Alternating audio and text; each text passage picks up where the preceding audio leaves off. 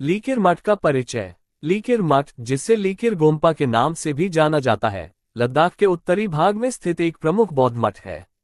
यह मठ समुद्र तल से लगभग 3700 मीटर की ऊंचाई पर स्थित है और लेह से लगभग 52 किलोमीटर पश्चिम में स्थित है। लीकिर मठ सुंदर पहाड़ियों के बीच स्थित है और इसकी प्राकृतिक सुंदरता इसे एक अद्वितीय आकर्षण प्रदान करती है। यह मठ लीकिर गांव में स्थित है, जो श्रीनगर लेह राजमार्ग से लगभग 9.5 किलोमीटर उत्तर में इंडस नदी के निकट स्थित है।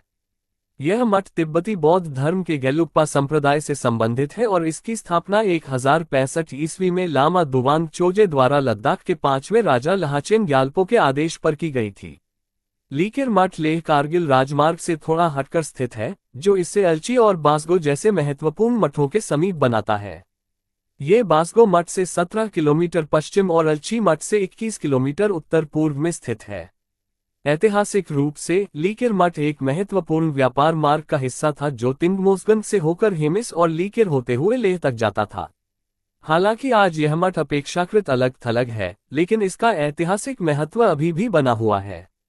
इतिहास। लीकिर मठ का उल्लेख लद्दाखी इतिहास ग्रंथों में मिलता है, जिसमें बताया गया है कि इसकी स्थापना लद्दाख के राजा लहाचेन ग्याल्पो 1050 से 1080 ईस्वी ने की थी। प्रारंभ में यह मठ तिब्बती बौद्ध धर्म के प्रारंभिक कदम्पा संप्रदाय से संबंधित था। 15वीं शताब्दी में प्रसिद्ध लामाओं में से एक लहा द्वांग चोसरजे, जो तसोगखापा के शिष्य थे, ने मठ के लामाओं को गेलुक्पा संप्रदाय के सुधारित सिद्धांतों की ओर परिवर्तित किया। इस प्रकार मठ को पुनः स्थापित किया गया और यह गेलुक्पा संप्रदाय का महत्वपूर्ण केंद्र बन गया। तिब्बत विशेषज्ञ अगस्त हरम फ्रैंक ने 1909 में मठ का दौरा किया और वहां एक लंबा अभिलेख देखा जो मठ के इतिहास का वर्णन करता है। इस अभिलेख के अनुसार लहाचेन ग्याल्पो ने 11वीं शताब्दी में मठ की स्थापना की थी। 7 पीढ़ियों के बाद राजा लहाचेन डंगोस ग्रुप 1290 से 1320 ने लामाओं को लासा भेजने की परंपरा की शुरुआत की। 18 पीढ़ियों के बाद राजा बड़े लेग्स रनाम ग्याल का शासनकाल आया, लेकिन उनका नाम अभिलेख से मिटा दिया गया क्योंकि उन्होंने 1646 से 1647 में बासगो की लड़ाई के बाद इस्लाम धर्म अपना लिया था।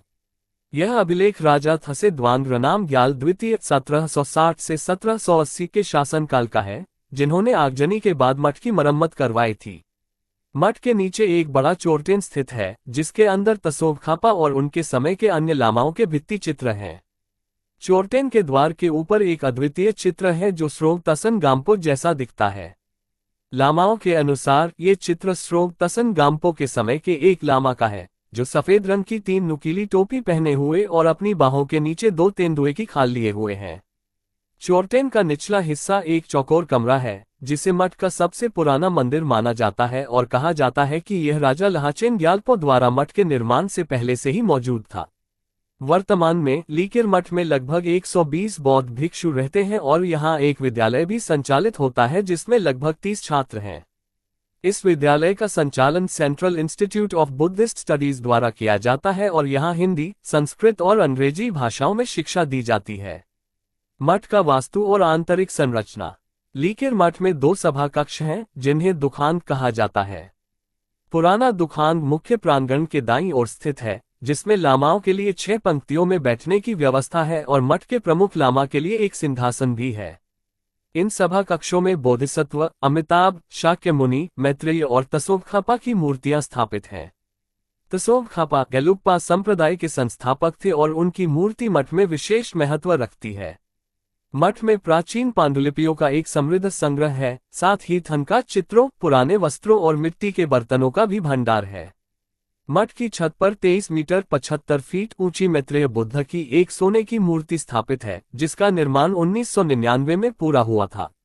यह मूर्ति मठ के सबसे आकर्षक और महत्वपूर्ण स्थलों में से एक है और दूर दूर से श्रद्धालुओं और पर्यटकों को आकर्षित करती है। मूर्तियों के बगल में पुस्तकालय की अलमारियां हैं, जिनमें सुम्बुम के खंड रखे गए हैं, जो तसोगखापा के जीवन और शिक्षाओं का वर्णन करते हैं। बाईं दीवार पर 35 प्रायश्चित बुद्धों के चित्र हैं, जबकि दाईं दीवार पर शाक्य मुनि की छवि उनके 2 प्रमुख शिष्यों के साथ स्थापित है। सभा कक्ष से एक सीढ़ी ऊपर जाती है जो जिनचुन प्रमुख लामा के कक्ष तक पहुंचाती है। इस कक्ष में थनका चित्र और लामाओं की छवियां हैं, साथ ही श्वेत तारा, जो अवलोकितेश्वर की संगिनी है, के 21 अवतारों की छवियां भी हैं। 1983 में मठ के नवीनीकरण के दौरान गोनखान का निर्माण किया गया, जिसमें देवताओं के थन का चित्र प्रदर्शित है। वार्षिक उत्सव और अन्य विशेषताएं। लीकर मठ में हर साल तिब्बती कैलेंडर के 12वें महीने के 27वें से 29वें दिन तक डोसमोचे उत्सव मनाया जाता है। इस उत्सव के दौरान भिक्षु रंग बिरंगे परिधानों में मुखौटा नृत्य करते हैं, जो बौद्ध धर्म में आध्यात्मिक शुद्धिकरण और नकारात्मक ऊर्जा के नाश का प्रतीक है। इस दौरान स्थानीय लोग और पर्यटक बड़ी संख्या में मठ में एकत्रित होते हैं और इस उत्सव का आनंद लेते हैं। लीकर मठ नगारी रिनपोछे का निवास स्थान भी है, जो दलाई लामा के छोटे भाई के अवतार माने जाते हैं। हालांकि वे यहाँ स्थायी रूप से नहीं रहते, लेकिन वे महत्वपूर्ण पूजा और उत्सवों के दौरान मठ में उपस्थित होते हैं। निष्कर्ष। लीकर मठ लद्दाख की सांस्कृतिक और धार्मिक धरोहर का एक महत्वपूर्ण हिस्सा है। इसकी प्राचीन वास्तुकला, ऐतिहासिक महत्व और आध्यात्मिक वातावरण इसे न केवल बौद्ध धर्म के अनुयायियों के लिए बल्कि इतिहास और संस्कृति में रुचि रखने वाले सभी लोगों के लिए एक आकर्षक स्थान बनाता है। यहाँ की प्राकृतिक सुंदरता, शांत वातावरण और आध्यात्मिक शांति का अनुभव करने के लिए यह मठ एक आदर्श स्थान है। यदि आप लद्दाख की यात्रा पर हैं, तो लीकर मठ की यात्रा अवश्य करें और इसकी समृद्ध इतिहास और संस्कृति का अनुभव करें।